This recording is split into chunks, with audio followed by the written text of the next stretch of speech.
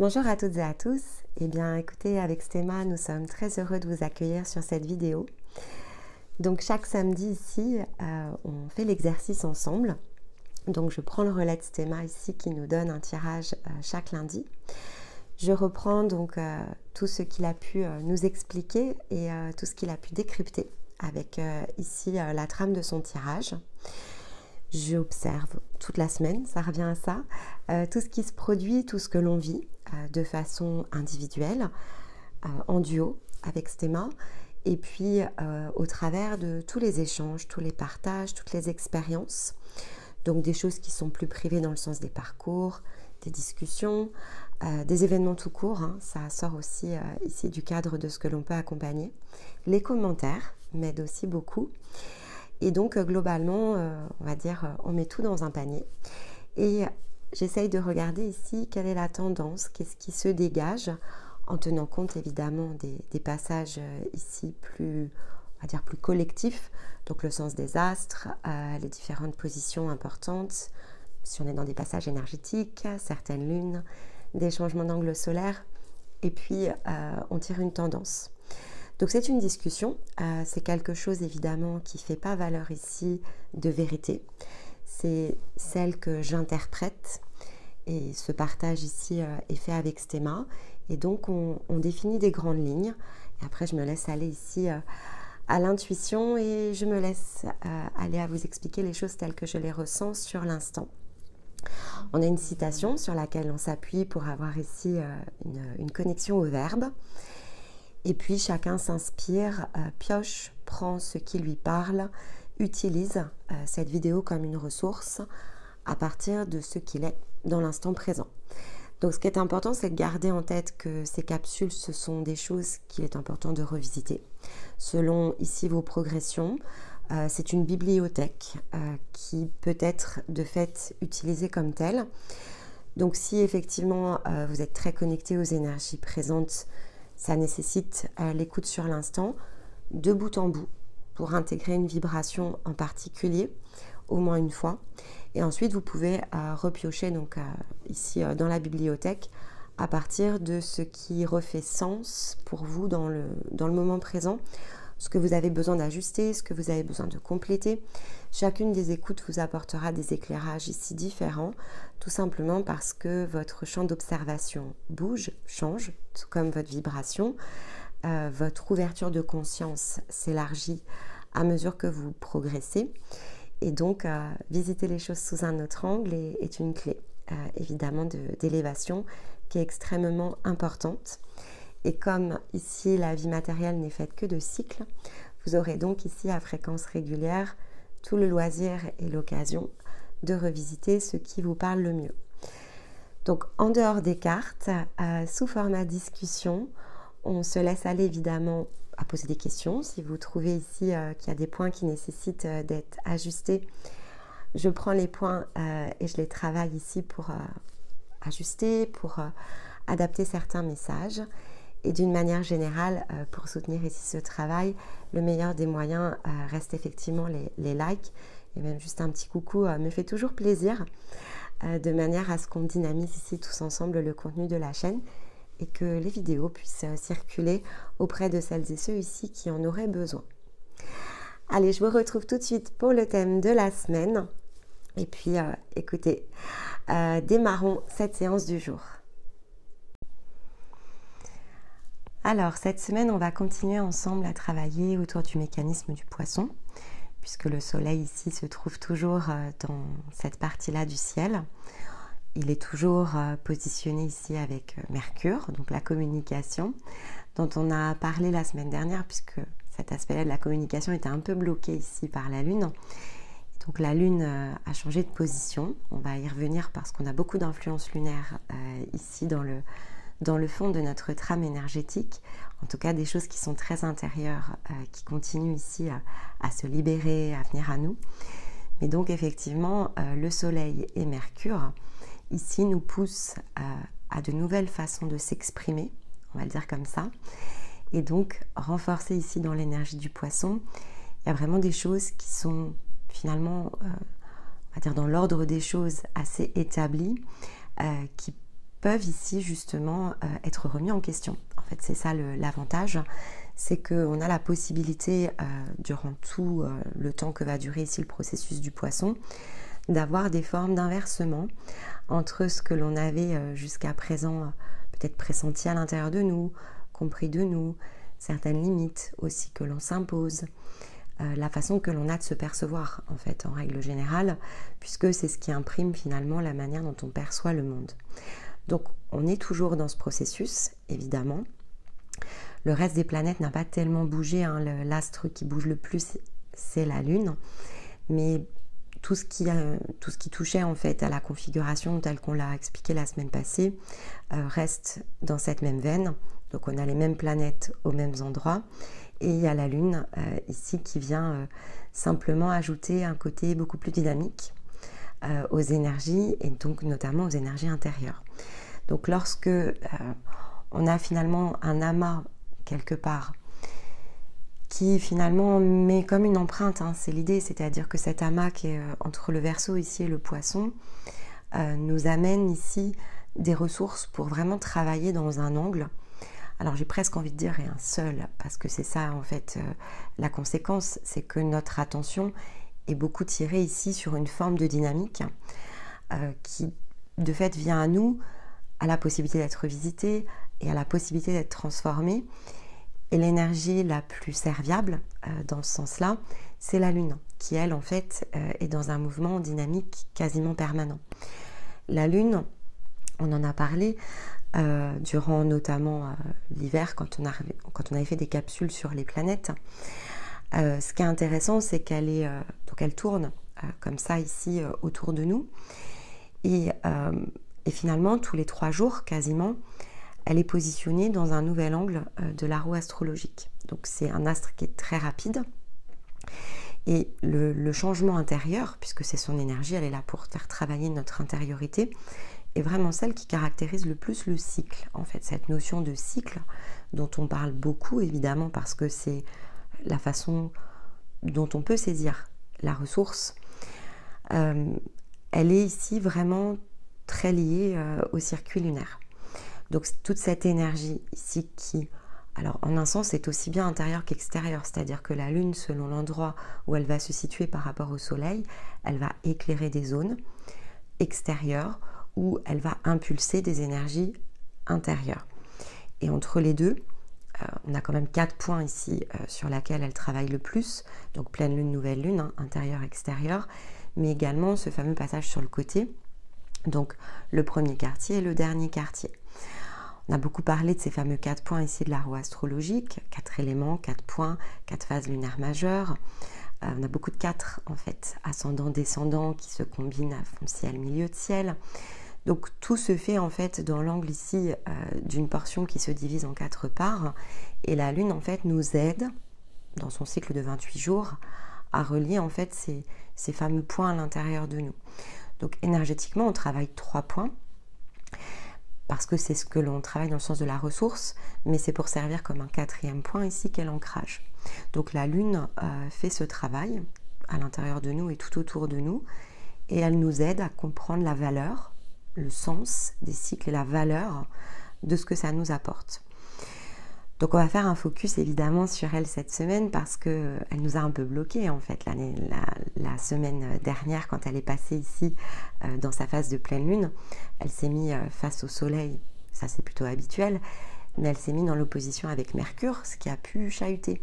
Cette pleine lune, elle pouvait être positionnée dans les doutes, comme on l'a vu ici samedi dernier. Et vous avez été assez nombreux à voir ce témoignage-là, où effectivement, on ne se sentait pas décalé. Ce n'était pas une idée de décalage, mais on n'était plus tout à fait sûr, en fait, ici, peut-être de ce qu'il fallait concrétiser, où on avait peut-être aussi l'impression d'être challengé, en fait. On l'est toujours, mais avec ici un degré supplémentaire. Donc, elle poursuit ici sa course, donc elle s'est décalée par rapport à Mercure, ce qui fait que dès le début de semaine, globalement dès lundi, en fait, entre lundi et mardi, vous avez pu justement ressentir cette poussée en avant, puisqu'elle s'est repositionnée en balance, en fait. Donc, elle est venue nous apporter une autre énergie. La lune, selon l'endroit où elle se met dans l'archétype, donc là on ne parlera pas d'archétype solaire, on parlera d'archétype lunaire.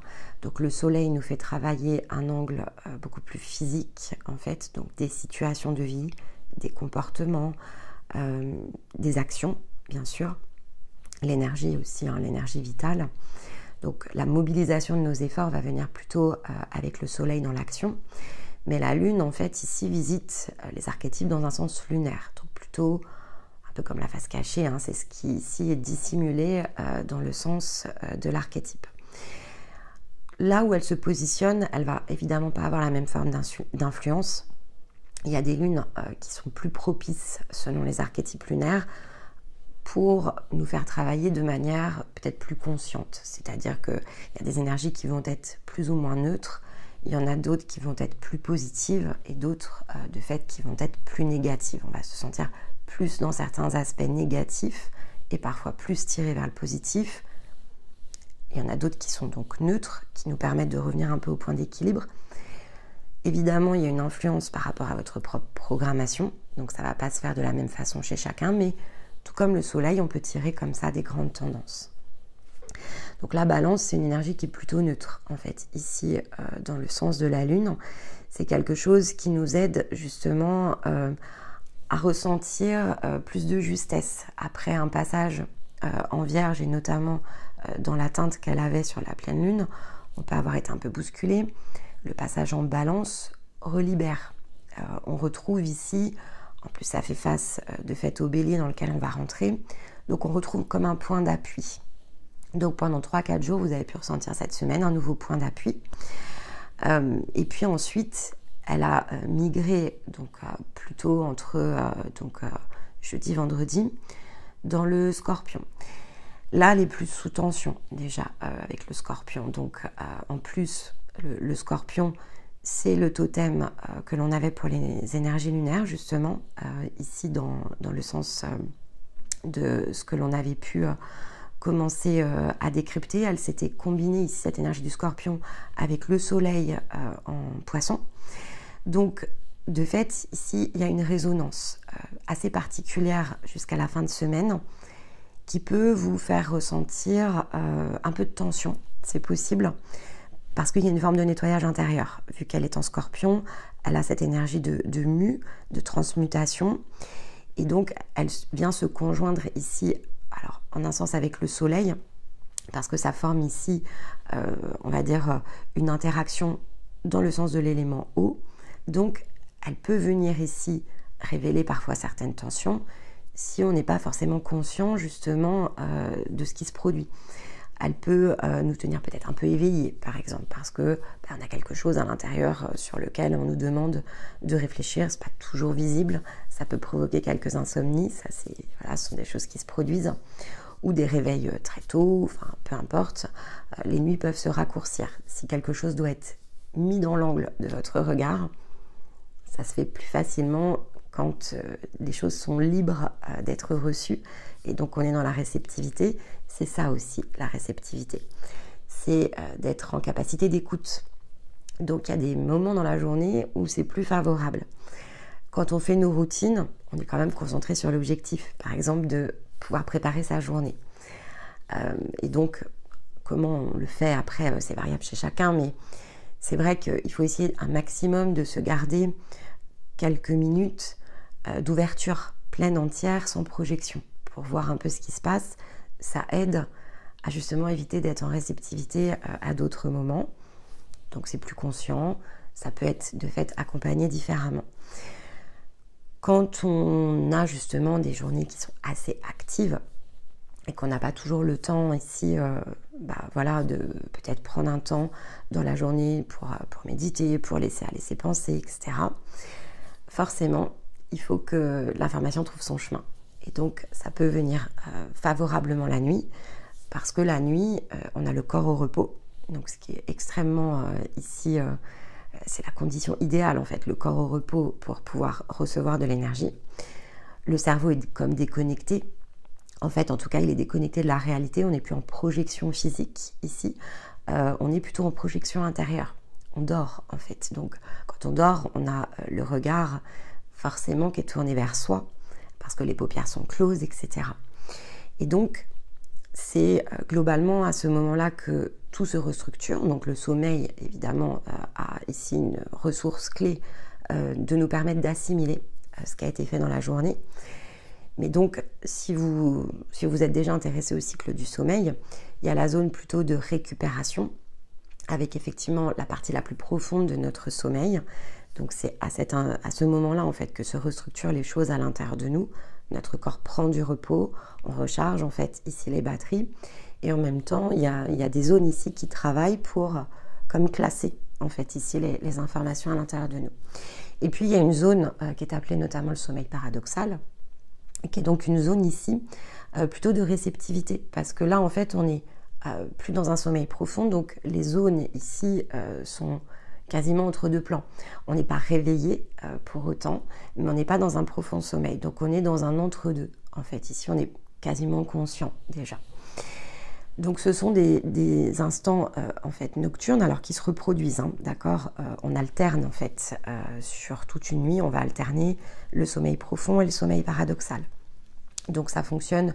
Alors c'est différent chez chacun. En début de nuit, en général, le sommeil profond est plus long que le paradoxal. Et puis, à mesure que la nuit progresse, c'est l'inverse. Donc, le paradoxal prend plus de place et le profond se réduit. Mais ça fonctionne par cycle, en fait. Donc, on va avoir des cycles. Allez, en gros, pour schématiser, ça va être entre, ici, 1h30 et 2h, sont des tranches, en fait, ici, de sommeil, dans lequel on alterne paradoxal et profond. Et l'écart, en fait, s'inverse jusqu'à la fin de nuit. Donc, après, il y a des heures plus propices pour le sommeil profond que d'autres.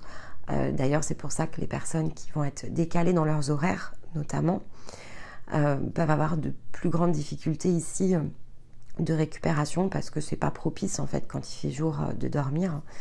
Les facteurs sont moins favorables. Ils doivent s'habituer en fait ici à un rythme décalé. On va avoir ça aussi lorsque l'on a des enfants qui se réveillent la nuit, par exemple. Ça vient nous couper ici notre sommeil, et donc on voit bien que ça peut amener notamment des problèmes alors physiques et aussi psychologiques, parce que le sommeil profond nous aide à nous restaurer sur le plan psychique aussi.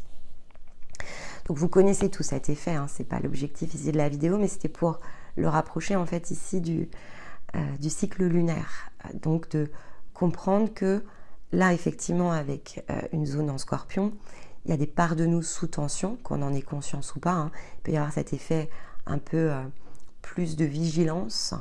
On cherche à mieux recevoir, à mieux capter aussi certaines informations. Et ici, il nous manque notamment des pièces. Cette réceptivité peut être assez accrue, mais dans un brin agaçante, en fait, je vais le dire comme ça. C'est-à-dire que ce que le Scorpion ici peut créer, c'est justement être un peu omnibulé par certaines choses que l'on recherche. Donc il faut ici faire preuve justement plutôt de lâcher prise, de laisser être, parce que là, de fait, c'est plutôt le mental qui prend le relais. Plus vous allez l'utiliser dans le sens de la réceptivité, c'est-à-dire de laisser faire les choses, se mettre en place, ne pas chercher à tout verbaliser, formaliser ou tout comprendre d'un coup, et plus ce sera facile. Notamment parce que dès ce week-end, donc dimanche, on a un portail 3-3, elle va passer en Sagittaire. Et donc en fait, la Vierge a permis cette projection avec la pleine lune, qui est très intérieure en fait. Elle est passée en Balance pour une zone de récupération. Elle a possiblement chahuté certains d'entre nous dans le sens mental ou émotionnel lors du Scorpion, pour qu'on aille connecter en fait ici avec cette notion de réceptivité à quelque chose qui nous manque pour aller vers le déploiement ici qui démarre au portail 3-3, changement lunaire ici qui passe dans le Sagittaire, et le Sagittaire c'est celui qui nous pousse ici au déploiement. Donc il y a de la concrétisation avec le Sagittaire, donc il y a quelque chose qui potentiellement peut se matérialiser à l'intérieur de vous, et ça va être extrêmement favorable de par la conjonction ici du portail. Donc avant de vous parler du portail, ce que je voulais également évoquer avec vous, c'est que ce portail, il a une triple conjonction. Entrée ici de la Lune en Sagittaire, donc une énergie de feu, une énergie d'action, qui se met dans l'intériorité, donc il y a cette notion de feu sacré. La signification du portail à proprement parler, mais c'est cette phase lunaire qui nous permet aussi de toucher un des points de cette fameuse croix carrée, qui est le dernier quartier. En fait, on entre dans le dernier quartier, ici avec le passage en Sagittaire. Le dernier quartier, donc chaque phase lunaire a une symbolique, une signification. C'est donc un point qui est à mi-chemin entre une pleine lune et une nouvelle lune. La lune, son cycle, c'est fait de 28 jours pour nous amener à ajuster quelque chose. Donc un ajustement intérieur est disponible tous les 28 jours.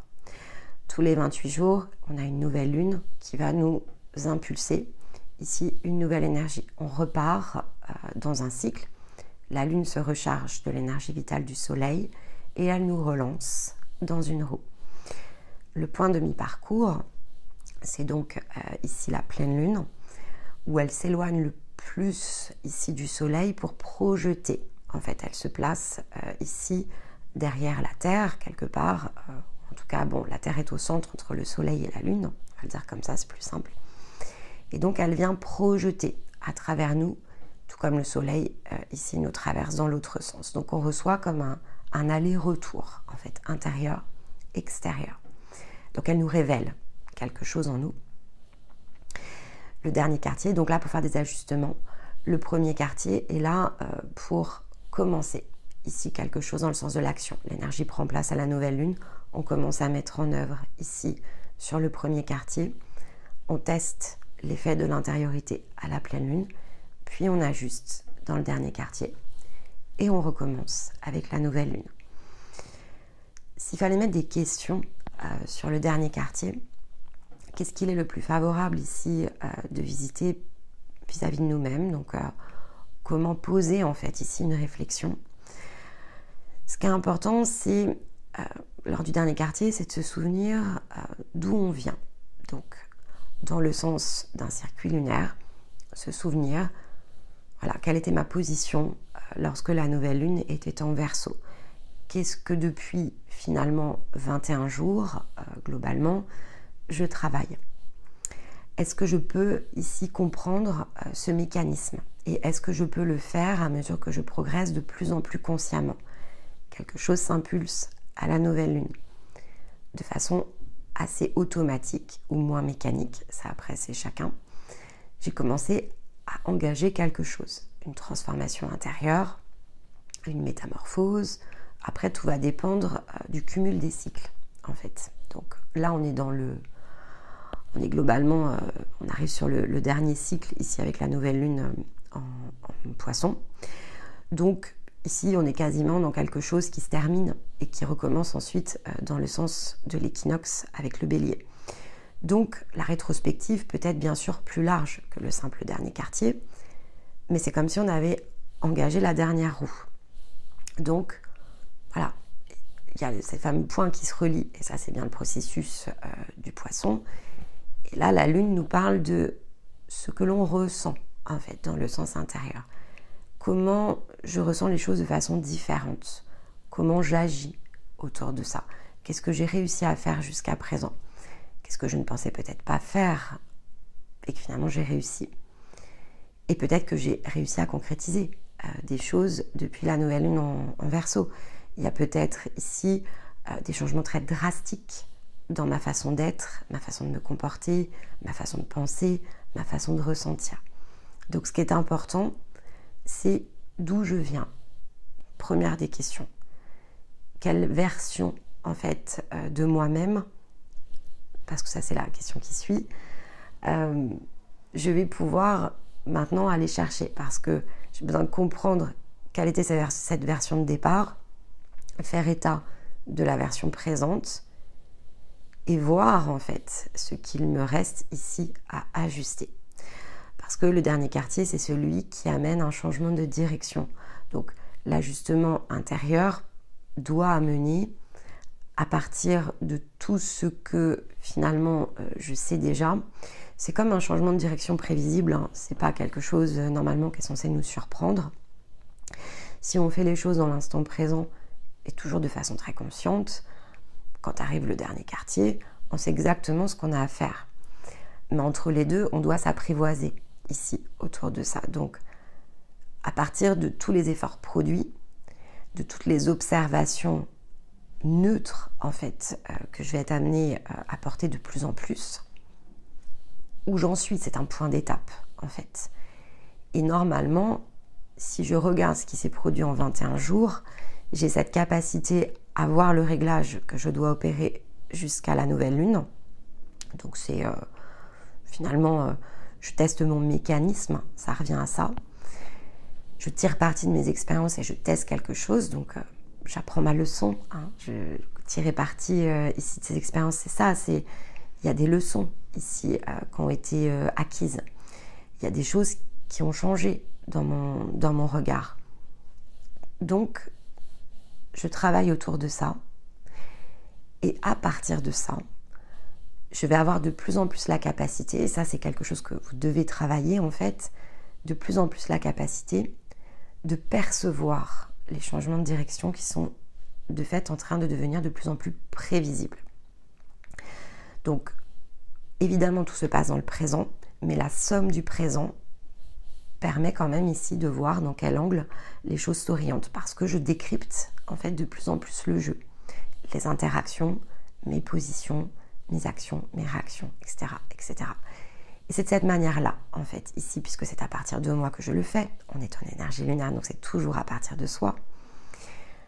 C'est de cette manière-là que je vais me voir, en fait, comme influencée à partir de mon être, influencée au travers de tout ce que je produis et ce que je fais, ce qui est en train de se mettre en place.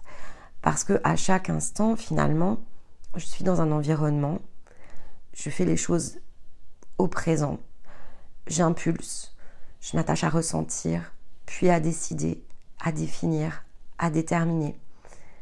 Je suis dans mon expression, j'ose me sentir ici disponible à moi-même, libre, à l'écoute de mes envies, etc. Et donc, je passe ici mon temps à m'ajuster, en fait, et à ajuster tout ce que je crée, tout ce que je fais. Ça, c'est le fait d'être. Hein. On en a parlé la semaine dernière, au passage, sur les zones de paraître, je travaille, en fait. Mais donc, je suis, voilà, comme ça, de plus en plus menée dans le sens du cycle, non plus en me laissant pousser, en fait, quelque part en avant, hein, c'est l'idée. L'énergie, elle me traverse, je suis encore aux prises avec différentes choses et donc j'ai des difficultés à me stabiliser. Ça, ce sont les premières étapes. C'est en général, si vous faites un travail vraiment très profond sur vous, c'est ce qui va se produire la première année, par exemple. Mais à partir du moment où vous continuez en fait vos efforts, ce qui est important, c'est de comprendre ce qui se passe en fait à l'intérieur de vous en 28 jours et de voir qu'il y a comme un métronome qui fait ce travail en fait. Ça imprime la dimension espace-temps, ça revient à ça. Et donc j'ai des passages, 4 points. Et je tourne en permanence. La lune m'aide à 4 points comme ça intérieurs où je m'ajuste. Ça démarre, je crée, je vérifie, je réadapte et je recommence. Donc plus vous allez être évidemment conscient des 4 points, plus vous allez pouvoir finalement jouer avec ces énergies, plus vous allez pouvoir influencer ici le sens de la direction en vivant évidemment au présent. Hein. L'idée n'est pas de vous projeter, alors déjà parce que ça ne marcherait pas et que ça vous déréglerait, mais au présent, je fais ce que j'ai à faire chaque jour, voilà, comme ma tâche en fait. Chaque jour, j'ai mes rituels, chaque jour, je m'aligne, je m'ajuste, je me centre, je m'harmonise, je me purifie, je m'écoute. Je suis qui je suis et je le fais. Je ne repousse pas en fait ici les choses, je ne suis pas dans la prévision, je suis vraiment dans mon moment et j'œuvre. Au moment favorable de ces 4 points, je fais un temps de pause en fait ici pour finalement comme dessiner la période qui s'ouvre. Sans forme, simplement, voilà, quel type ici d'énergie je suis capable d'exprimer dans ce moment présent, comment je me ressens. En fait, j'utilise beaucoup mon intérieur quand je fais ça. Et donc, j'utilise ma réceptivité En fait, c'est pour ça que je voulais vous expliquer ça cette semaine, parce que là, pour le coup, c'est une énergie de poisson qui serait à l'intérieur de vous à l'équilibre, si vous le faisiez de cette manière-là. Donc, puiser en soi, cette notion de réceptivité, ça revient à ça, c'est je puise en moi ce dont j'ai besoin pour faire et donc pour partager, pour exprimer.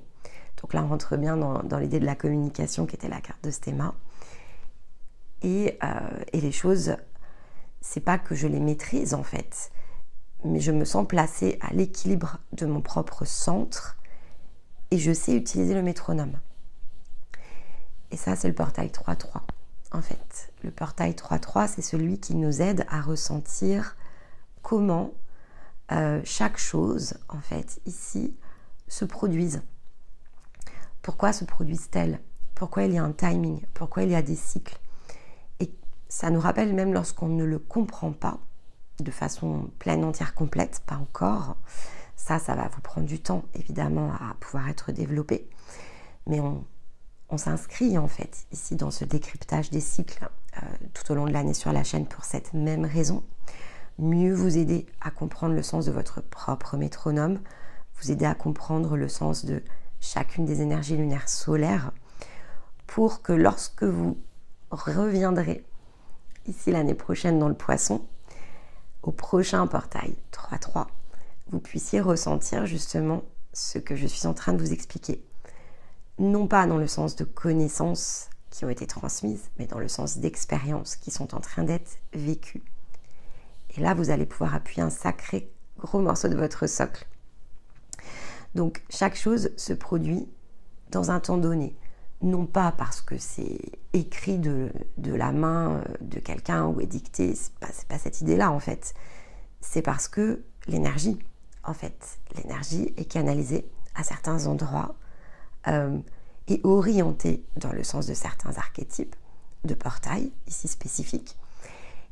Et donc, l'âme en fait, mais plus globalement, ça va un peu au-delà de l'âme parce que ok, l'âme en a besoin, les cycles sont un outil de l'âme au départ.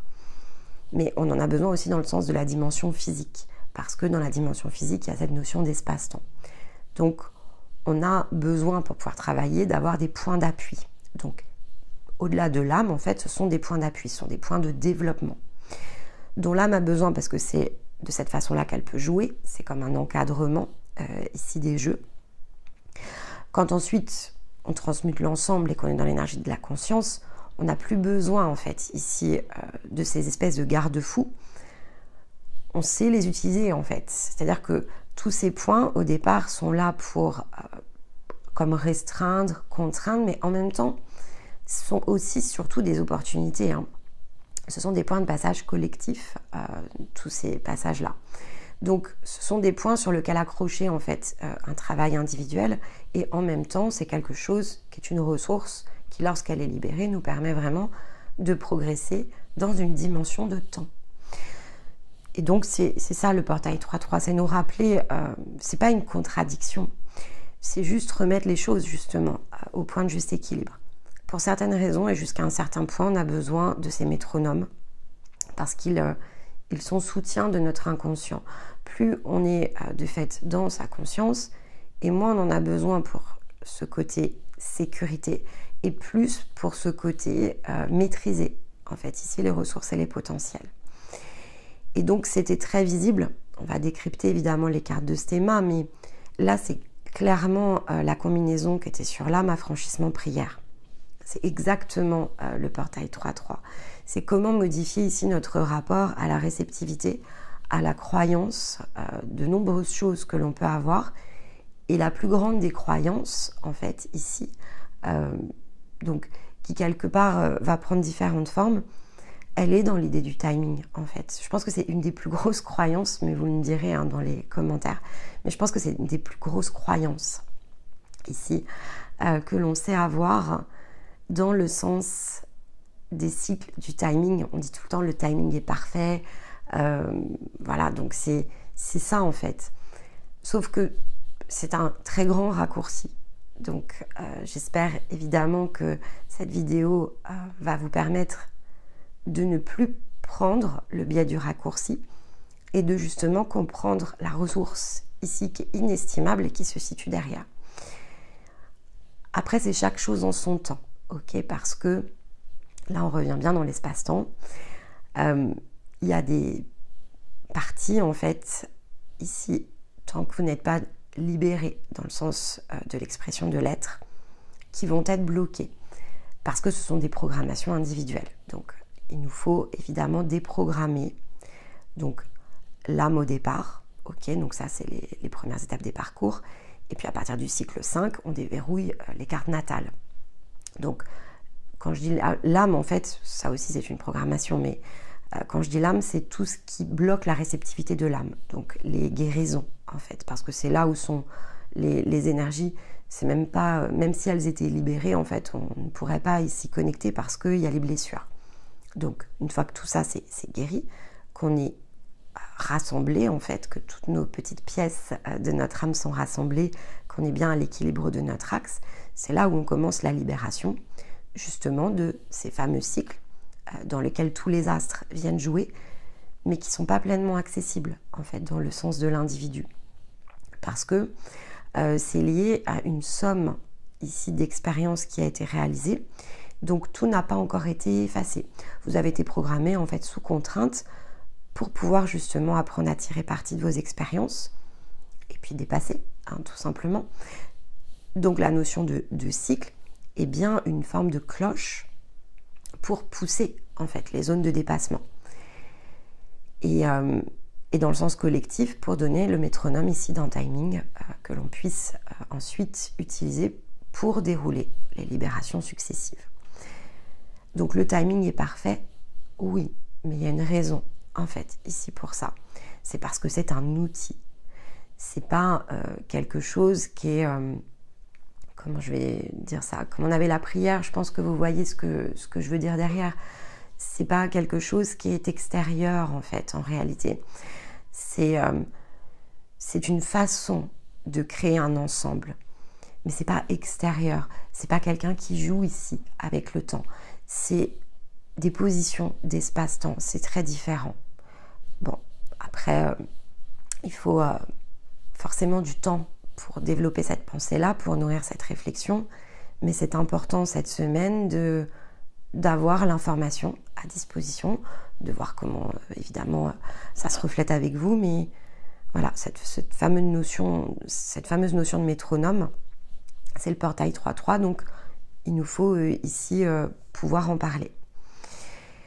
Et notamment parce que voilà, dans les cartes de Stéma avec la communication, ça s'y prête en fait, c'est de pouvoir exprimer les choses ici, être à l'écoute, être soi, oser, se sentir disponible. C'est vraiment la notion de partage en fait. Et ce que l'on est en train ici de dépasser avec le chaudron et la reine de bâton, on est en train ici de nous dire qu'on a tous les ingrédients qui ont été réunis pour nous permettre de réunir quelque chose à l'intérieur de nous, puisque c'est l'idée du chaudron, c'est la transmutation, donc c'est évidemment encore une fois très alchimique. Mais la reine de bâton, c'est que c'est ce qui nous permet ici d'avoir plus de sagesse, plus de compréhension. Mais c'est aussi celle qui nous rappelle à la force et au courage. Ça, c'est quand même quelque chose qui est très important.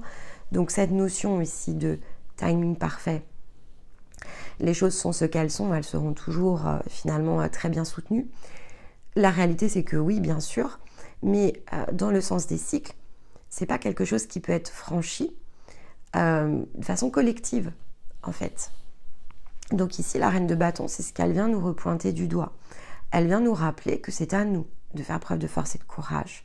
Parce que dépasser ici, pour pouvoir utiliser le timing, il faut pouvoir dépasser les cycles. Donc il faut pouvoir s'affranchir, hein, c'était bien ce qui était sur l'âme. Il faut pouvoir s'affranchir de cette énergie qui, à mesure que vous allez progresser, l'âme, elle va quand même se renforcer en puissance. Hein. Donc il faut être très vigilant autour de ça. Il faut justement pouvoir poser son regard de la meilleure des manières, la position du trône en fait. La meilleure des manières, c'est la position du trône. C'est le voir sous le grand angle et pas le voir en fait sous la position de l'âme. Donc, cette reine de bâton, c'est ça qu'elle vient nous rappeler. C'est que vous avez développé en fait de la sagesse, vous avez développé des nouvelles compréhensions et ça va se poursuivre. Parce que le chaudron, on y reviendra bien sûr. Mais là, on peut effectivement se positionner avec la montagne et le fou, comme dans notre zénith, pour oser quelque chose. Et le fou, en fait, donc déjà oser voir, oser changer de regard. Et le fou, je vous l'ai souvent dit dans les guidances, c'est cette énergie qui ne revient jamais sur ses pas. C'est la plus belle des énergies pour le progrès. C'est la meilleure des arcanes du tarot, parce que c'est celle qui nous relance. Et comme je vous l'ai dit, ce qui est parfait avec le troisième quartier, c'est que ces changements de direction qui s'annoncent, qu'on peut pressentir en fait, sans en connaître la forme, ça c'est le fou aussi. Donc, la progression qu'amène le fou, c'est la progression du changement de cap. Mais il ne sait pas où il va. Il rejoint le magicien. C'est le magicien qui va commencer à faire. Mais lui, quand il est le fou, en fait, il est juste avec son baluchon. Et il avance. Il a vu un chemin, il emprunte un sentier. Il ne sait pas où ça va le mener. Il va arriver chez le magicien, mais il ne sait pas où ça va le mener, lui, de son point où il se situe. Donc, il dégage ici toute forme de doute et il avance. Et la légèreté, le cas de denier, c'est ce qu'elle nous rappelait aussi, c'est justement avec l'énergie du fou, on peut être dans la légèreté parce que on va bien moins se préoccuper de savoir où on va et de mettre plutôt un pied après l'autre. Le cas de denier, amenant quand même cette notion du fait de s'alléger comme étant important, d'approfondir notre regard pour apprécier en fait la valeur de chaque étape. Donc là, on est vraiment dans le processus de croissance. On est vraiment dans cette idée que chaque étape, peu importe finalement comment on l'a ressentie, dans le sens du timing, elle avait sa place. Et donc, il y a comme une énergie de labeur en fait autour de ça. Et cette énergie de labeur, en fait, avec un cadre de denier, elle amène en fait cette notion de difficulté où parfois on remet en question les choses. Hein. Donc on avait le doute la semaine dernière, mais le cadre de denier nous renvoie un peu à la même chose. On peut douter parce que les deniers c'est la terre, donc c'est la matière, que certaines choses se produisent pour une bonne raison. On va souvent dire que le timing est parfait quand ça nous arrange, et puis quand ça nous arrange moins, parce qu'on a une difficulté, parce qu'on a quelque chose qui coince, on va se dire mais mince, qu'est-ce qui coince ? C'est la même chose en fait que quand c'est fluide. C'est parce que on passe par des cycles, qu'il y a un timing et que certaines difficultés doivent se produire pour qu'on puisse en tirer quelque chose. Donc c'est exactement le même principe. Ça reste le cycle, ça reste le timing et ce qui se produit dans l'instant est très juste. Mais c'est vrai que cette valeur-là, on va avoir tendance à bien moins l'apprécier. On va moins apprécier le défi, l'obstacle, que l'on ne saura apprécier la récompense. Bon, et bien là, c'est une zone de dualité, en fait. Donc, il faut s'alléger par rapport à ça. Il faut changer notre regard. Et donc, la position, c'est le trône qui donne cette notion d'omniscience, hein, qu'a la conscience, évidemment, mais de puissance, de grand plan, de tout. Donc, dans le processus du poisson, avoir un trône sur la conscience, c'est justement nous ramener dans le fait que on ne peut ici que regarder les choses du point de vue le plus haut pour le voir dans un angle complet. Et donc pour apprécier le défi, l'obstacle et la récompense avec la même valeur. Alors c'est sûr que on va préférer des cadeaux au sens strict du terme. Pourtant, avec le trône, c'est ce qu'on nous rappelle, c'est le tout qui en fait quelque chose d'équilibré. Si on ne recevait que des cadeaux bien emballés, il n'y a pas de croissance. En fait, c'est une illusion. Ça ne peut pas se produire en tant que tel. Donc, on nous demandait avec l'âme, ici, affranchissement prière, de laisser tomber, en fait, ici, cette illusion.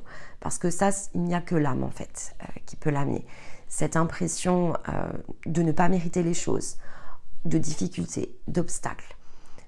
Cette impression de puissance qui souvent peut être mal placée quand on est effectivement dans l'idée de cadeau, on se dit je le mérite, et quand on est dans le défi, on se dit je le mérite pas. Non, en fait, ça, il n'y a que l'âme qui peut vous tirer dedans. Donc c'est que vous êtes tiré par votre âme quand ça se produit. La séraphinite nous amène à travailler l'énergie de compassion. La séraphinite, c'est un rayon que je vais utiliser en soin avec certains d'entre vous sur certains parcours pour justement redimensionner par exemple le chakra cœur. Pour changer votre regard sur la façon dont vous pouvez ressentir et vivre les choses. Pour certains d'entre vous, il peut y avoir des coques, par exemple ce qu'on appelle des coques éthériques, donc comme si notre énergie de cœur était un peu emprisonnée dans la glace, ça fond en fait ici au contact de la séraphinite. Parce que ça nous aide justement à travailler le centre du tout pour pouvoir accueillir ici l'énergie d'amour.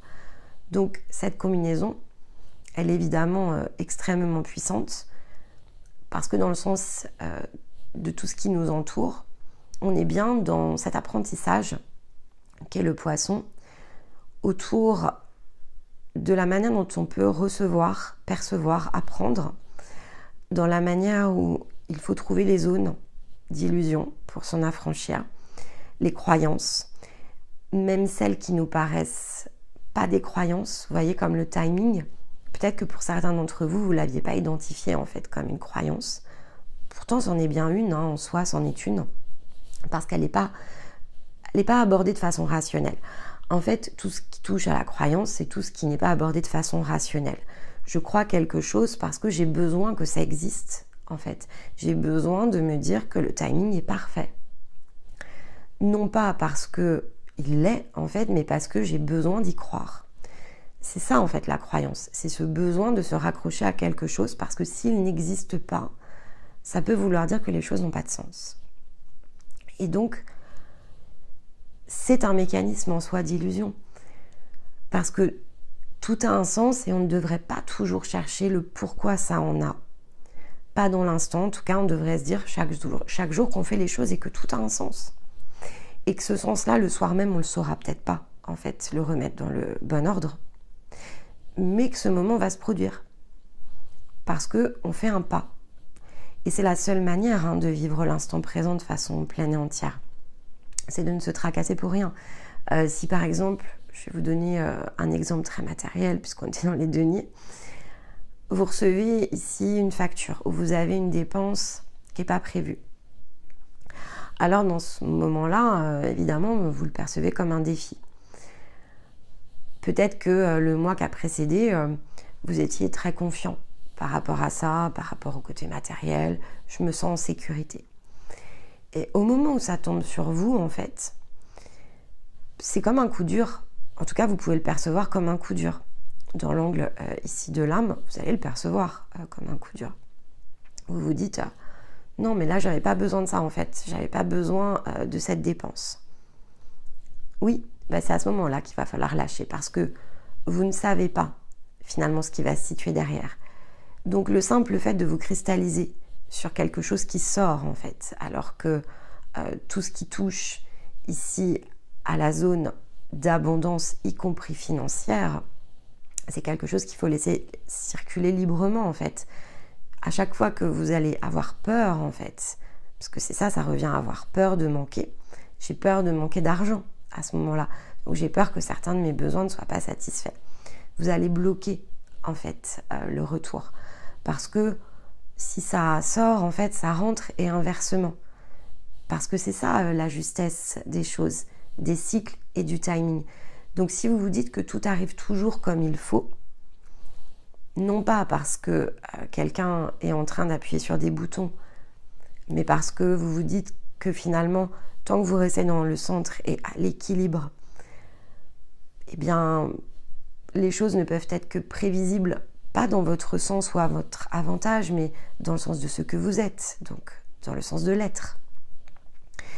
Et plus les choses vont pouvoir justement ici être retriées. Si vous avez peur, c'est un bouton peur en fait qui est appuyé, donc un bouton peur appuyé, et bien donc là, votre être identifie le défi. C'est pas prêt en fait, vous n'êtes pas à l'équilibre ici.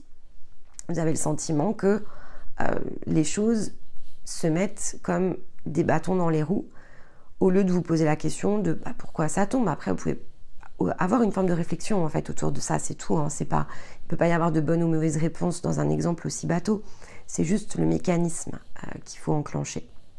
Et donc ici, c'est positionner son équilibre au centre du tout. c'est focaliser son attention sur nous, bien sûr, à partir de nous, focaliser l'attention que l'on porte à travailler sur soi, ne pas s'opposer ici à quelconque concept, peu importe, c'est juste relier en fait ici les points. Et donc se souvenir que chaque chose a du positif, du négatif. Prendre les deux revient à mettre les choses au neutre. Et donc, je ne vais pas ici me dire autre chose que je le mérite en fait quand je vais recevoir une somme d'argent. Est-ce que je le mérite ? En fait, c'est pas beaucoup plus certain ici que ce qui sort. Hein. C'est juste, voilà, charge positive, charge négative. Donc, c'est simplement la réaction qui change. Je vais être dans la joie si je reçois de l'argent et je vais être dans la peur, en fait, quand on m'en retire. Bah, vous retirez la joie, vous retirez la peur et vous vous dites, c'est de l'argent, ce n'est que de l'argent. J'aurai toujours ce dont j'ai besoin dans le bon moment parce que je suis moi, en fait, et donc je suis dans mon propre équilibre. Et donc, je saurai toujours activer ce dont j'ai besoin. Et vous faites sauter cette croyance qui est très impactante dans le sens de la réceptivité parce que ça la bloque, en fait. Ici, ça bloque la réceptivité de tout ce qui se situe de différent dans la forme autour de ce que vous allez cristalliser. Donc, la position du trône, évidemment, amène la prise de hauteur. Elle nous rappelle qu'en chaque instant, on développe nos compétences, qu'on va acquérir, élargir en fait les angles de notre vie, vue du plan physique, que le mouvement doit être toujours dynamique parce que c'est le principe même de l'énergie. L'énergie c'est comme l'air, ça circule, donc il ne faut rien bloquer ici parce que c'est ce qui sert en fait notre croissance. Que tout dans l'instant parce que les cycles et le timing en fait se redessinent. À chaque fois que vous allez appuyer sur un bouton, c'est ce qui permet d'enclencher la séquence qui se prépare autour de ça. Donc, dans la position du trône, votre conscience est toujours en train ici de revoir le plan en fait, d'adapter les chemins. Et cette communication, donc cette réceptivité qu'on doit avoir vis-à-vis de soi, c'est celle qui nous aide à être pleinement plongé dedans, à ressentir cette présence tout autour de nous qui finalement est nous, hein, donc on se sent, au bout d'un moment vous allez voir que vous êtes cette présence, il n'y a plus de différence en fait. Parce que vous apprenez ici, chemin faisant, la valeur de la co-création en fait, avec vous-même. Vous savez que chaque chose reprend sa place, vous avez des cycles pour agir qui permettent un travail en degrés, vous avez des possibilités constantes et permanentes de revisiter tout ce dont vous avez besoin pour acquérir quelque chose de neuf, pour redéployer des nouvelles énergies, pour redévelopper certaines ici de vos compétences, pour aller chercher des nouvelles connaissances que vous allez refiltrer avec votre expérience. Donc tout bouge tout le temps en vous et autour de vous. Et votre responsabilité, elle est justement dans cette co-création ici avec vous-même, dans cette définition même en fait qu'est l'amour, hein. C'est ça l'amour, hein. C'est co-créer avec soi, et parce que je sais co-créer avec moi, que je m'accepte pleinement ici telle que je suis et que je m'attache à incarner mon être, que ça va se partager tout autour de moi. Donc c'est bien sûr cette notion de rééquilibrage qui doit apporter notre regard à plus de bienveillance en fait, hein, face à soi, plus de douceur, plus de justesse. Vous pouvez pas faire autrement que de faire passer tout ça à travers vous. C'est quand même ce qu'on nous rappelle aussi ici cette semaine. Cette co-création, vous pouvez pas amener votre pierre à l'édifice à l'extérieur si vous savez pas déjà l'amener à l'intérieur vis-à-vis de vous-même. Donc des co-créations extérieures qui sont pleinement satisfaisantes ne peuvent se produire que lorsque vous êtes en capacité de co-créer avec vous-même dans une totale liberté de ce que vous êtes, sans plus douter ou vous juger ou vous imaginer différent d'une réalité qui est la vôtre. Donc, dans le sens du trône, en fait, c'est au-delà de réunir les points, c'est de les incarner. Hein. Donc, agir avec courage pour que les miracles foisonnent, c'était le message ici du mois de mars. Et cette semaine, on entre dans le mois de mars. Donc, c'est bien là où se situe le blocage. On en a parlé dans la guidance, peut-être après ici cette vidéo réécoutez, parce que ce que je suis en train de vous expliquer là était très visible dans les énergies du mois de mars. Donc je ne doute pas que chacun saura tirer ici l'essence du message finalement qui est assez collectif avec le portail 3.3, mais qui va bien amener, à rentrer en nouvelle lune la semaine prochaine, qui va bien amener ici quelque chose qui va redémarrer, et d'une façon différente avec l'entrée en bélier et dans le printemps. Donc on est dans un travail intérieur qui s'approfondit sur cette fin ici de cycle du poisson, qui nous permet justement de complètement revisiter certains concepts. Le fait de le faire, c'est globalement ce qui va impulser quelque chose de totalement neuf à l'équinoxe. Il ne peut pas y avoir d'autres ici solutions. Si effectivement je comprends maintenant l'équité, alors on va revenir un petit degré en arrière, mais même le Capricorne, parce qu'on a commencé ici à le travailler ensemble à l'hiver. Le Capricorne, comment planifier, comment orienter, comment produire de l'effort. Puis l'équité, comment être dans la justesse, comment équilibrer les choses avec le Verseau. Là, avec l'angle de la réceptivité, qui est quand même la part ici la plus profonde de notre être. On a un set d'outils qui aura été collecté dans le sens de l'hiver, qui est extraordinaire pour pouvoir faire éclore quelque chose de neuf définitivement au printemps. Mais ça nécessite du courage. C'est vraiment ce qui était visible dans les énergies de Mars. Ça nécessite du courage parce que, encore une fois, il n'y a que des blocages qui peuvent venir de vous. Il n'y a rien qui vous impacte à l'extérieur. Vous êtes... L'extérieur, ce sont que des miroirs. Donc, quand on décroche des jeux, il n'y a plus de miroir. Quand il n'y a plus de miroir, tout revient foisonner à nouveau à l'intérieur de nous.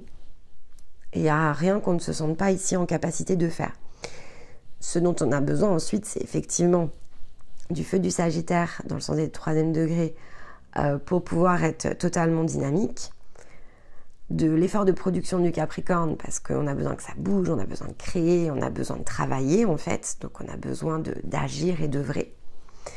On a besoin de rester ici pleinement dans son centre, équitable, notamment parce qu'il y a de la co-création ici extérieure, pour que tout soit fait à partir de soi et que tout soit juste.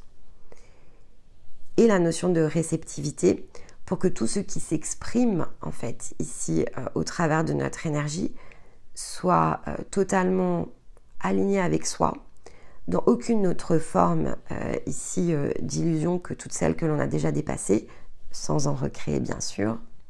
Et donc on a les 4 éléments les plus matures en fait ici pour produire quelque chose de totalement neuf au moment où on redémarre avec l'énergie du bélier. Donc pour finalement aller fertiliser une zone de croissance que l'on va être totalement ici plongé dans les énergies de l'hiver à retraverser, à nettoyer et à totalement ici balayer. Donc qu'est-ce qui pourrait évidemment être un bon exemple pour la co-création ici avec soi-même qui se partage? La capsule par exemple, parce que la capsule, je pense dans tout ce qui est de plus visible en fait ici de votre côté, la capsule est le meilleur des exemples. Stéma, il nous donne donc les cartes ici tous les lundis. Donc il est bien dans sa réceptivité. Il capte ici les énergies qu'il passe à travers lui. Donc à partir des cartes qu'il va tirer, etc. Il s'écoute en fait, il écoute son intériorité, il relie les points. Alors, il n'est pas ici, on va dire, avec quelconque ici autre énergie que lui-même au départ, même si c'est mon cas aussi. Je peux ressentir par exemple, quand je travaille, je ressens forcément ici son énergie, parce qu'il y a cette idée de co-création qui déjà nous appartient ici au départ dans le sens de nos consciences. Donc est-il réellement seul? Probablement que non, puisque ni l'un ni l'autre ne l'est jamais complètement. Mais en tout cas, il le filtre ici avec son énergie masculine. De mon côté, je l'écoute. Je l'écoute d'ailleurs plusieurs fois dans la semaine. Et à partir de ces cartes, j'ajoute mon propre ressenti. Donc là, je vais ajouter mon empreinte ici féminine. je prends des notes hein, pendant ici que je l'écoute, je prends de nombreuses notes. En tout cas, je trace au minimum le chemin avec plein d'espaces blancs ici dans mes cahiers. Au cours de la semaine, je travaille l'influence plutôt cosmologique. Je regarde où sont les planètes, je vois comment ici je ressens les choses, je collecte tout un tas d'informations. On en parle beaucoup. En fait, avec Stéma, tous les jours, on travaille sur nous et tous les jours, on fait un aparté par rapport à l'énergie plus collective. Et nous, on s'inscrit évidemment dans ce que l'on ressent venir à nous. Donc, on la travaille de façon quotidienne vis-à-vis de nous. Et puis, on partage dans tout ce que l'on reçoit de plus extérieur et notamment ce que l'on peut partager ensemble au travers des parcours, etc. Donc, ça nous amène en fait, en général, le jeudi, on a tiré la thématique en fait de la semaine en combinant tout ça. Donc cette co-création, elle est aussi bien avec nous-mêmes qu'elle n'est finalement partagée tous les deux et on associe tout ce qui vient autour. Donc en fait, on co-crée à partir ici de vos expériences. Donc tout s'enrichit évidemment un jour après l'autre. Le jeudi en général, c'est le jour où je commence à travailler les vignettes, où je reprends mes notes et où je prends une citation. Puis entre globalement jeudi assez tard dans la soirée et jusqu'au vendredi assez tard sur un créneau de 24 heures, c'est jamais réellement fixe, hein, c'est à partir du planning, j'enregistre. Et après je monte la vidéo au plus tard la nuit de vendredi à samedi pour qu'elle puisse être disponible ici le samedi midi. Mais donc c'est un mécanisme ici de co-création qui est bien à partir de soi et avec les autres. Et donc, ce qu'on circule en fait ici, c'est une énergie de partage. On co-crée à partir de tout ce que l'on est en combinant ici avec tout ce qui nous entoure et on produit une vibration, un message plus collectif que l'on retransmet parce qu'il est enrichi de tout un nouvel ensemble qui peut vous suivre comme une ressource. Globalement, les thèmes, ils se revisiteront plus d'une fois, en fait. Alors, il y a des séquences particulières. Pour certains, vous avez des résonances très particulières avec certaines vidéos. Quand c'est comme ça, notez-le, parce que, en fait, c'est quelque chose que vous allez devoir revisiter. C'est que c'est important. Si vous avez ici une réceptivité qui est très accrue sur certaines, ici, des capsules, c'est parce que ce sont des zones, justement, ici, de travail qui sont en train de se profiler. Donc, tirez parti de vos expériences, ici, dernier quartier. Tirez parti de vos expériences, réinterrogez-vous autour de ça parce que il y a forcément certains aspects, certaines thématiques en particulier qui font partie de votre empreinte très individuelle, qui font partie de vos zones de guérison ou de libération et donc qui vont revenir. Alors elles reviendront sous une autre forme hein, parce qu'on continue à le faire toutes les semaines. Mais si à un moment donné on arrête parce que vous avez l'habitude aussi avec nous, hein. Il y a des moments où on sent que c'est le bout, il faut s'arrêter, il faut réinventer un format, etc. La bibliothèque, elle est existante aussi pour ça. Il n'y a rien qui est retiré pour que chacun puisse aller piocher dans la bibliothèque. Et quand vous êtes en parcours, il y a certaines choses justement qui remontent, en fait. Donc, plus vous avez été attentif à noter, voilà, certains points, et plus vous aurez la possibilité de les revisiter plus facilement. Soit vous retrouverez toujours les infos, sachez-le, ça vous poussera à regarder dans la bibliothèque, mais peu importe, on peut gagner du temps. Voilà. Moi, j'aime bien le faire comme ça, j'aime bien gagner du temps, j'aime bien prendre énormément de notes, parce que je sais que à partir de la façon dont je vais ressentir certaines choses, ce sont des événements importants qui ne sont pas toujours saisis dans leur ensemble sur l'instant, mais qui vont être revisités. Donc c'est un gain de temps au lieu de me triturer, de me fouiller la mémoire, c'est un gain de temps de le faire comme ça. Bien que cette année, j'ai beaucoup moins noté. Je pense que depuis le solstice d'été, j'ai été justement moins dans mes notes, parce que j'étais beaucoup plus plongée en fait dans l'expérience physique, parce que ça prend beaucoup de temps aussi hein, d'être comme ça, toujours avec son carnet. Et je vois que j'ai plus du tout ce même besoin. Mais pendant tout un moment, vraiment, alors que c'était un moment de production assez fort par rapport à soi et dans les créations que l'on avait, etc., Oui, c'est extrêmement important parce que, bon, aussi on n'a pas toujours la tête vide pour tout absorber. Donc, en un sens, oui, on absorbe, mais ça demande ici un effort, un travail de remémoration qui, quand on est un peu fatigué, n'est pas une évidence. Donc, ça, c'est peut-être voilà, quelque chose qui peut vous aider en complément.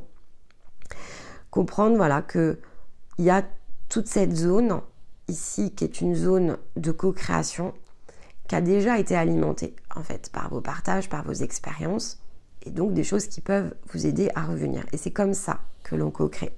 Si vous vous posiez la question de savoir ce qu'est la co-création, vous avez un exemple ici très matériel. Et c'est finalement l'intégration de tout ce que l'on est. C'est-à-dire que vous ici, vous ne vous êtes pas posé la question dans vos partages. C'est un partage qui est libre, on est en parcours ensemble. Donc, vous dites dans ces instants-là ce que vous ressentez, sont des points d'étape parfois. Parfois, vous le ressentez comme étant très significatif et devant être partagé, etc., etc. Donc, vous le faites assez naturellement, vous ne vous posez pas la question. Et pourtant, c'est toujours très aligné avec le message collectif. Alors, vous ne pouvez pas voir parce que vous n'échangez pas entre vous de cette manière-là. Mais nous, évidemment, dans notre angle, on sait raccrocher les wagons. Et vous aurez toujours une façon différente de l'exprimer. Mais c'est bien la même chose, en fait, qui se situe derrière. Donc, c'est vrai que c'est une façon ici de pouvoir justement comprendre comment les choses s'orchestrent. Même si sur l'instant, on n'a pas l'impression qu'elles s'imbriquent. En fait, si elles s'imbriquent toujours plutôt extrêmement bien avec les passages collectifs. Donc cette notion de cycle, elle est visible à tous les instants. Et vous allez travailler, vous allez aiguiser votre regard dessus, et vous êtes de plus en plus empreint de ces énergies-là. Ça va être de plus en plus clair. Tout le travail qui est fait cette année va vraiment vous aider à positionner les portes, etc., etc. Donc alors, l'année prochaine, vous allez vous envoler autour de ça, évidemment. Ce qui est important, c'est de se souvenir, voilà, il faut revisiter certains aspects, toujours dans la zone, un peu comme un hélicoptère en fait, toujours à vous demander, voilà, est-ce que mon regard est correct? Est-ce qu'il est à l'équilibre? Comme je vous l'ai expliqué, c'est vrai que voilà, avec l'idée du poisson, on a quand même cet équilibre qui parfois est à mi-chemin entre deux énergies très contradictoires qu'il nous faut trouver. C'est aussi ce que nous amène le cycle de la Lune. C'est pour ça que c'est important de l'avoir aussi en tête cette semaine. La Lune, en fait, tout comme l'âme, puisque comme je vous l'ai expliqué, les cycles, dans ce sens-là, c'est pour soutenir l'âme, en fait, dans les zones de dépassement. Donc la Lune est très associée au cycle de l'âme. Et si vous la regardez dans son aspect très matériel, elle tourne, d'accord? Donc elle est bien en train de faire ici un circuit de roues, tout comme le fait l'âme. Elle ascensionne et donc elle monte, donc il y a cette notion d'ascension, elle monte dans le ciel, elle est croissante. Puis elle chute, en fait, dans le ciel, elle descend. Donc nous, on la voit monter et descendre. Pendant 28 jours, donc elle atteint ces 4 points et elle monte et elle descend. Comme le fait l'âme. Je vous ai parlé des notions ici d'apogée, de périgée de l'âme. L'âme suit vraiment le même circuit. Comme ici la Lune, on a 4 saisons, on a effectivement 4 éléments, on a des points d'apogée, des points de périgée. Entre les deux, on a les équinoxes qui nous ramènent à ces notions d'équilibre, tout comme le premier et le dernier quartier. La pleine lune pouvant ici être perçue, alors peu importe apogée ou périgée, ça, alors pour le coup ça va être assez différent si on est masculin ou féminin, mais peu importe, ça nous donne bien ici cette notion en 4 points. Donc la lune, c'est vraiment ce compagnon de l'âme en fait, qui nous aide à pouvoir sortir de cette énergie qui est très... c'est la roue du hamster en fait, donc c'est très enfermant quelque part. Ce sont des boucles encore et toujours, on revient toujours dans les mêmes thèmes, donc quand on a guéri, on sort de ces thèmes, et ensuite il faut se libérer. Donc il y a quand même des choses qui reviennent malgré tout entre les deux. C'est pas la même façon de le voir. On a déjà travaillé ici son regard, donc on n'est plus positionné tout à fait de la même façon, mais on peut encore avoir des difficultés à trouver certains points d'équilibre. Tout simplement parce que ce sont les zones de retenue qu'il nous faut percevoir, autrement on ne peut pas progresser. Si vous ne sentez pas le bâillon, par exemple dans les phases de libération, si vous ne vous sentez pas empêché, vous n'iriez pas visiter en fait ces zones. Donc l'âme, elle accompagne l'âme, puis elle accompagne effectivement le développement de l'être. Et donc cette notion de croissance et décroissance, tout comme elle, vous allez continuer en fait à le vivre parce que vous avez besoin de ces phases ici en 28 jours pour faire et défaire tout ce qui a besoin d'être relibéré, redéployé, compris, intégré. Et ce que vous suivez en fait, c'est le fait de pouvoir justement, c'est au-delà de juste purement co-créer, vous cherchez en fait à exprimer cette notion de partage, vous cherchez à être avec vous-même en fait dans un plein équilibre. Pour ça, il faut de fait reconnaître systématiquement lorsque l'on oscille. Il y a cette notion de perfection forcément qui se situe, on va dire en trame de fond. Donc au-delà de la notion du timing parfait, ce qu'on nous invite aussi cette semaine à regarder, c'est la notion du mot parfait, la notion de perfection. Parce que être parfait, en fait, c'est être parfait en l'état. Donc c'est se prendre dans un état présent et disponible. Donc dans l'instant, on est la somme de tout ce que l'on a créé, de tout ce que l'on a réalisé, de tout ce que l'on a testé, de nos compétences, de ce que l'on a produit, de ce que l'on est en train de projeter, d'imaginer. Mais on est surtout et avant tout la somme de nos qualités et de nos défauts, de notre ombre et de notre lumière, de tout ce que l'on comprend dans l'instant. Et même si ça peut être perfectible, ça n'empêche pas que sur le moment, c'est parfait. Vous êtes toujours la version de vous dont vous avez le plus besoin. C'est ça co-créer avec soi aussi, c'est se souvenir que on n'a pas besoin des autres en fait, on a surtout besoin de soi au départ. On a besoin d'être soi, on a besoin d'apprendre à travailler par nous-mêmes et avec nous-mêmes. On a besoin de composer cet ensemble. Et lorsque c'est prêt, ce que l'on produit en fait ici à l'extérieur est immensément plus grand que ce que l'on se serait imaginé de faire. Et entre les deux, on progresse et on avance. Donc, on n'a pas besoin d'atteindre ici une forme de... Le mot qui est venu dessus, c'est nirvana, donc je vais le dire. On n'a pas besoin d'attendre une forme de nirvana pour vivre. On doit vivre, en fait, on doit vivre cet état de perfection avec ses cycles, avec ce timing, dans un instant T. On doit comprendre où on en est, parce qu'il faut savoir faire preuve d'humilité. On doit voir ces zones d'ombre ou là où on se sent peut-être puissant, justement, alors que c'est pas le cas, parce que ce sont des zones de surestimation ici de soi. Et il y en a beaucoup. Il y a des zones de sous-estimation, mais il y a des zones de surestimation. Donc, l'humilité, par exemple, portée à l'extrême, c'est la dégradation du soi.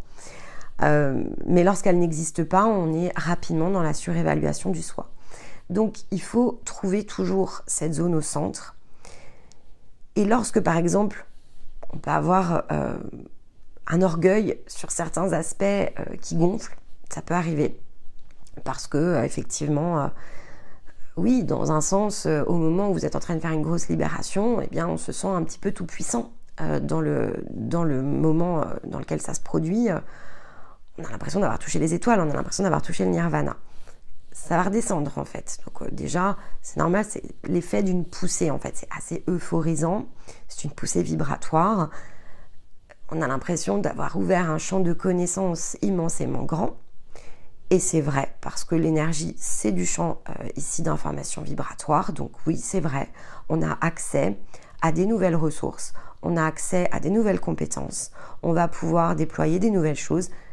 Mais la première des étapes, ça va quand même être de traduire ce champ d'information. Donc, on va revenir, et ça, il faut attendre de revenir évidemment plus dans l'équilibre, mais on va revenir dans une nouvelle portion de chemin dans laquelle ça va être fait de cycles pour pouvoir petit à petit prendre une graine, la comprendre, la fertiliser, la faire germer, etc. Alors, ça ne durera pas un an. Si un matin, vous vous levez ici avec un nouvel accès à un champ d'information, ça ne va pas prendre un an pour déployer quelque chose. Alors peut-être la première fois, oui, mais ça ne sera pas comme ça tout le restant de votre vie. Mais par contre, il y a un temps de maturation quand même. Sauf que sur le moment, on peut se sentir habité ici de choses qui sont extraordinaires, je vais le dire comme ça, et donc qui peut nous laisser penser peut-être qu'on a quelque chose en plus, ce qui n'est pas une réalité.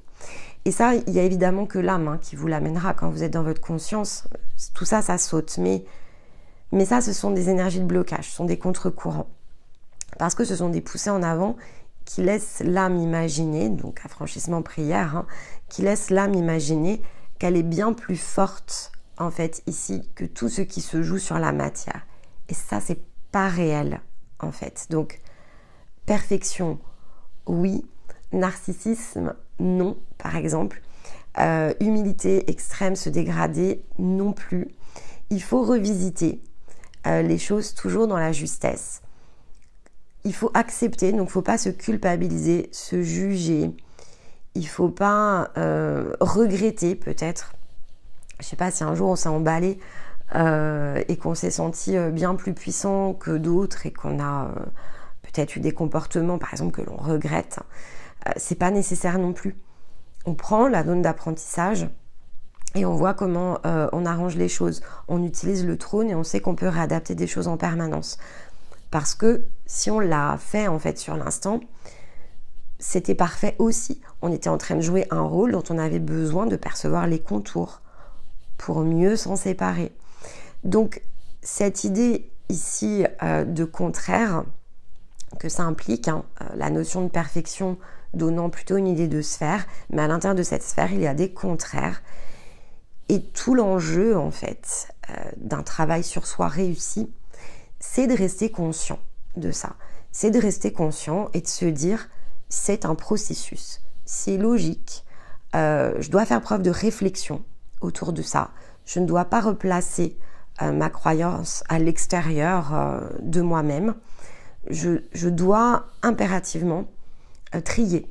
Voilà, trier mon champ de croyance. Et de la plus petite à la plus grande, de celle que j'identifie facilement, parce que c'est ce qu'il y a de plus parasitant, de celle que je ne percevais pas être un champ de croyance. Donc, ces fameux mots que sont le timing est parfait, tout est parfait, ou parfois on a le champ de croyance inverse, parce qu'on est fait de qualité et de défaut, on n'est pas parfait, mais on doit s'aimer comme on est. Bon, ça c'est un autre champ de croyance. Parce que, bon, il a une variation bien sûr, mais on n'est pas totalement en fait ici en train de s'aimer pleinement. Parce que s'aimer pleinement, c'est savoir en fait où sont nos forces et nos points de déséquilibre. Et s'attacher à ce que on n'est plus ni force en fait, ni déséquilibre, qu'on est juste un ensemble. C'est ça en fait qui change, c'est le sens qui est impacté et impactant autour des mots qui va aussi créer cette forme de déréglage. Entre les deux, comme je vous l'ai dit, on progresse. Donc, souvent il y a des questions autour de ça. Est-ce que je peux commencer à co-créer avant ici d'être pleinement moi-même? Bon, ben là vous avez la réponse, évidemment, en fait, évidemment. Consciemment ou inconsciemment, vous êtes déjà dans la co-création. Est-ce que je peux, par exemple, ici ressentir de l'amour juste si j'ai pas libéré tout ça à l'intérieur de moi? Là aussi, évidemment, c'est totalement probable et possible. Mais il faut simplement essayer de voir un ensemble. Donc, à partir de ce que je viens de vous expliquer, il faut juste comprendre si vous êtes dans l'équilibre. Parce que la co-création, pour qu'elle soit juste, il faut que tout soit équitablement réparti. Donc si vous vous posez la question de savoir si vous êtes par exemple dans certains partenariats en train de co-créer, etc., est-ce équitablement réparti? Est-ce que je sais qui je suis de façon pleine entière? Est-ce que je connais mes zones de déséquilibre? Est-ce que je suis en train ici de les travailler? Ou est-ce que j'occulte?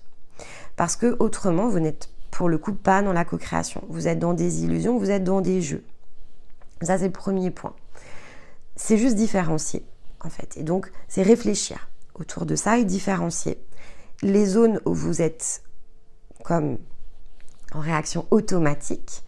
Non, il y a des souffrances, il y a des manques, il y a des choses qui ne sont pas satisfaites, en fait, ici à l'intérieur de vous. Donc, ce ne sont ni des qualités, des défauts qui vous rendent parfait. Donc, il y a cette notion de positif et négatif qui, à ce stade-là, est logique, en fait. Vous ne pourrez pas vous en séparer. Ça sautera plus tard, mais à ce moment-là, vous ne pouvez pas. Vous allez voir vos qualités et vos défauts. Mais être vous doit être malgré tout suffisant, y compris dans cet instant-là. Si on est en train toujours de vous pointer du doigt vos qualités ou vos défauts, hein, c'est l'un ou l'autre, on est en train de vous alimenter en positif, en négatif. Et donc là, on n'est pas dans de la co-création, on est dans un jeu qui se déroule, qui vise à autre chose. Alors, quand je dis co-création, c'est parce qu'on n'est pas dans l'expression du soi ici, hein. Mais on est en train de co-créer des jeux, on alimente des jeux et donc il va falloir concilier les opposés. Et c'est la même chose pour l'amour et le partage, en fait. Donc, faire preuve de courage dans les dynamiques bloquées, ça c'est co-créer aussi avec soi. Donc, la co-création dans ces moments-là, elle doit être tournée en priorité vers soi. Qu'est-ce que je crée? Qu'est-ce que je co-crée? Qu'est-ce que j'alimente ici à partir de moi-même? L'énergie, c'est dynamique. Quand on est dans de l'amour et du partage, les choses circulent en fait, sans arrêt. Ça bouge beaucoup en vous et autour de vous. S'il n'y a pas d'émulation, en fait, et donc vous ne sentez pas l'énergie circuler, alors ce sont des dynamiques bloquées. Et là, il ne peut pas y avoir, pour le coup, de zone ignorée non plus dans ce sens-là. Et donc, co-créer, aimer et partager, hein, c'est être dans cette entière et pleine liberté. Donc s'il y a des zones qui ne fonctionnent pas, co-créer avec amour, c'est aussi reconnaître lorsque les dynamiques ne fonctionnent pas. Donc aimer et quitter, en fait, c'est quasiment la même chose. C'est-à-dire que puisque l'amour doit être libre, en fait, on doit s'appartenir qu'à soi en priorité. Donc, m'éloigner le temps d'un instant ou tout court, c'est aussi de l'amour parce que ce que je vois en fait ici étant bloqué, ni les uns ni les autres n'ont la liberté d'être en fait ce qu'ils ont besoin d'être à cet instant-là. Être moi est suffisant pour moi-même, mais peut-être blessant en fait ici pour les autres. Donc, il faut aussi être conscient de ça. Quand je dis blessant, c'est que ce ne sont pas vos dynamiques en fait. Donc, ça ne sert personne. Il n'y a pas de co-création avec vous-même en fait quand vous faites ça et donc vous ne pouvez pas co-créer avec les autres. Mais c'est la seule ici, on va dire condition. C'est encore une fois, c'est la conscience. C'est le fait de voir le positif comme le négatif et de décider de le réunir en fait. Donc, de rester dans des dynamiques bloquées ou de s'efforcer ici à faire certaines choses qui ne fonctionnent pas, j'essaye impérativement d'impulser du plus qui n'a aucune chance d'être équilibré, puisque finalement, c'est parce que c'est en train de compenser du moins. Donc, il n'y a pas de zone ici de transmutation possible, en fait. Et c'est juste, voilà, le regarder et puis après se dire, ça c'est pour moi, ça c'est pas pour moi, ça c'est ma place, ça c'est pas ma place. Et donc, cette co-création, ici, cette expression, cette écoute, cette réceptivité, elle n'est plus plongée et baignée dans les illusions lorsque vous faites ça. Vous impulsez le besoin qui est le vôtre d'équilibre, d'être vous-même, en fait, d'être guidé ici à partir de vous dans tout ce que vous allez pouvoir exprimer de meilleur, en fait, hein, de plus juste. Et c'est ça aussi, agir avec courage pour laisser les miracles foisonner, c'est ça. Si vous voulez que votre vie foisonne de miracles, et en fait votre vie foisonne de miracles, alors il faut couper ici les illusions qui vous empêchent de les voir, en fait, ces miracles. Donc c'est là où se situe la forme de courage. Et il n'y a que de cette manière-là que l'amour, en fait, se partage. Donc il n'y a pas besoin ici de le ressentir toujours en tant qu'énergie.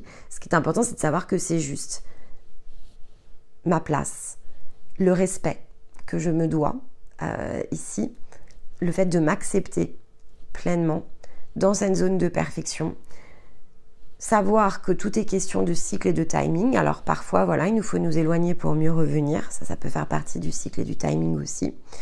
Parfois, il faut faire preuve au contraire de patience, de douceur, de bienveillance, parce qu'on sent que c'est juste, qu'il y a encore quelque chose ici à apprendre, à tirer. Il faut juste être dans l'expérience, conscient de ce que l'on réalise, du pourquoi, travailler avec sa boussole et ressentir lorsque c'est disponible, lorsque c'est bloqué, lorsque c'est important, lorsque ça a besoin ici d'être mis à distance, lorsqu'il faut agir ou lorsque au contraire il faut se positionner en retrait. Donc il faut tout simplement jouer ici avec les timings et les cycles pour co-créer à partir de soi, donc avec soi-même, et ensuite pouvoir co-créer avec les autres de la plus belle ici des manières. Alors de fait, cette semaine, j'ai choisi une citation d'Oscar Wilde qui nous parle ici d'amour et qui nous rappelle que s'aimer soi-même est le début d'une histoire d'amour qui durera toute notre vie. Parce qu'effectivement, l'autre point probablement qui est sous-jacent de cette idée de tout est parfait, de je suis parfait, en fait ne fait que nous renvoyer ici à l'amour que l'on doit déjà déployer vis-à-vis de soi. On cherche souvent quelqu'un avec qui construire en fait un avenir. Mais pour que cet avenir justement soit juste et au point d'équilibre, il faut que cet avenir, on l'ait déjà construit intérieurement. Chemin faisant, alors il faut accepter de vivre les expériences. Ça aussi, il ne faut pas s'en passer, bien au contraire. On va connaître des expériences qui sont plus ou moins joyeuses. Il y a des expériences qui vont être très soutenantes ici avec les autres. On va pouvoir bénéficier de belles énergies de partage. Et puis parfois, ce n'est pas du tout le cas en fait. Mais c'est là où il faut aussi faire confiance à ce fameux timing. Parce qu'en fait, on est simplement, dans le sens de la navigation que l'on suit, poussé à développer justement cet amour vis-à-vis de nous-mêmes, à co-créer avec soi et à ressentir cet amour pour soi. Donc, pour ressentir l'amour pour soi, il faut ressentir en être privé. Cette notion de privation de soi, en fait, elle est importante parce que aurions-nous autrement la reconnaissance, l'expérience, la réflexion pour ressentir en fait cet amour en nous? Sait-on vivre la plus belle histoire d'amour si on n'a pas réussi en fait à la vivre avec nous-mêmes? Parce que ça aussi, c'est être. Donc, vivre cette histoire avec nous doit être en fait cette idée de priorité. Parce que la somme de nos qualités et de nos défauts, c'est au départ juste une somme, ce sont que des connaissances. Elles ont besoin de s'animer, en fait, ici de quelque chose. Donc j'ai besoin de ressentir, non pas que je suis la plus belle des personnes ou la plus courageuse, la plus valeureuse, j'ai pas besoin de mettre tout ça. Mais j'ai besoin de sentir que je me ressens et je m'aime suffisamment pour me sentir important ou importante, d'exister, en fait. Important ou importante d'exister. Ma vie compte. C'est pas qu'elle compte plus que celle des autres, c'est qu'elle compte au moins autant que tout ce que je peux regarder à l'extérieur et qui peut-être... alors, on a parlé de la fascination parce qu'il ne faut pas justement que ça nous fascine, mais que l'on observe, ici avec un œil bienveillant, avec de la douceur, on peut trouver que les gens font des choses extraordinaires. Et c'est très beau et c'est très doux, en fait, de le faire. Mais la position la plus juste, c'est d'être émerveillé par soi, de s'émerveiller de tout ce que l'on peut faire, de tout ce que l'on peut réaliser, et de s'inspirer, en fait, ici, de ce que l'on voit. Non pas pour que ça vienne créer ici une forme d'insatisfaction intérieure, une surévaluation ou une dégradation de nous, mais pour que ça vienne justement ici nous inspirer de la co-création, peut-être avec les personnes ici qui nous inspirent le plus, une envie de partager des expériences. Mais pour ça, il faut effectivement que ça commence en nous, que ça puisse germer, que ça puisse éclore. Alors pour que ce soit stable, bien sûr, mais pas que, pour que ça existe, en fait, tout court, cette étincelle, en fait, de vie que certains d'entre vous vont pouvoir aller chercher ici au printemps, c'est vraiment l'étincelle du feu sacré, c'est l'étincelle de l'amour aussi qui se rallume en vous. Vous devez être la personne que vous aimez le plus ici sur Terre, pas parce que vous êtes narcissique, mais parce que votre présence, parce que c'est vraiment le sens de la présence, donc présence que l'on peut ici mettre égale à conscience, c'est quelque chose d'important. Vous êtes important. Amener votre présence à vous, la ressentir à l'intérieur et la faire rayonner tout autour de vous, ça c'est votre place. Et chemin faisant, tout ce que vous allez être amené à partager, quelle que soit la nature ici des liens, les formes de partage, tout ce que vous allez pouvoir compter en fait ici autour de votre vie, ça va être justement le fruit de vos futures expériences. Mais le point d'origine en fait, c'est d'exister pour pouvoir le faire. Donc c'est à ce moment-là où il faut changer aussi le regard sur l'amour de soi. Pourquoi avons-nous besoin de nous aimer plus que n'importe quoi? C'est parce que c'est le point zéro en fait ici de notre être. Et donc si on n'arrive pas à revenir dans ce point zéro, alors on ne peut pas être cette énergie en expansion qui va se mettre à co-créer des expériences extraordinaires qui vont venir la nourrir. Il faut ouvrir cet espace à l'intérieur de nous en priorité pour que tout ce qu'il y avait de plus insatisfaisant, de plus manquant, de plus décalé, de plus déséquilibré n'existe plus en fait.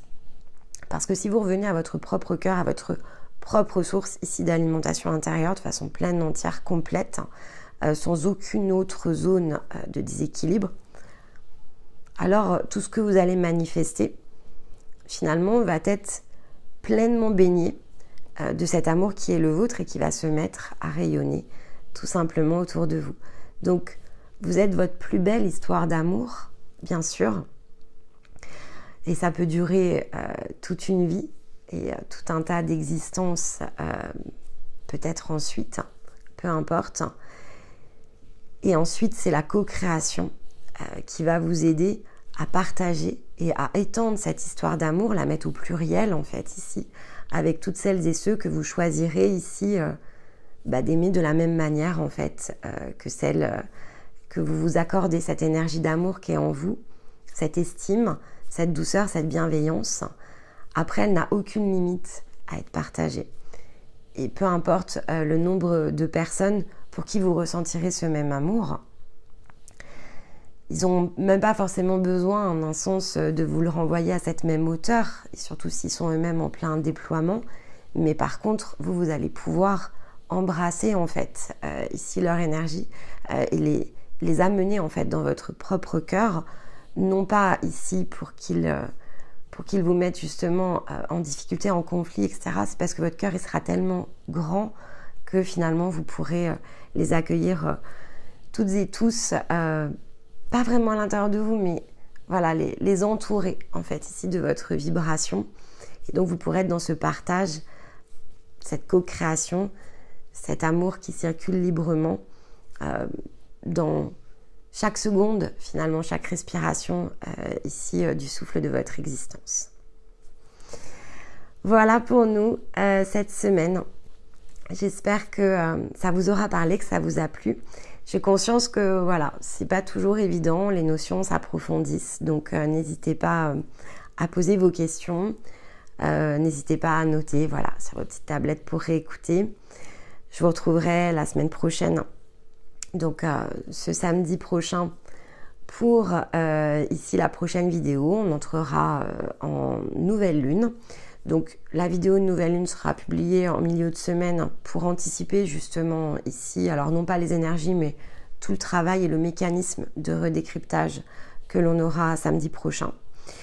Et on rentrera de fait dès samedi prochain dans la dernière ici moitié de l'énergie des poissons. Donc on n'aura plus que quelques jours devant nous justement pour approfondir cette énergie qui nécessite d'être visitée encore et encore. Donc on clôturera la série de vidéos plus loin. Donc n'hésitez pas, voilà, même s'il y a des choses qui viennent et qui ne sont pas en lien avec cette capsule à proprement parler, mais qui peuvent être en lien ici avec la réceptivité, à nous adresser les points. Ça me permettra, voilà, de structurer les 2 dernières vidéos ici autour de ça. Mais dans l'intervalle, eh bien écoutez, je vous souhaite un très bon week-end. Je vous embrasse, je vous envoie tout mon amour et je vous dis à très vite. Bye bye.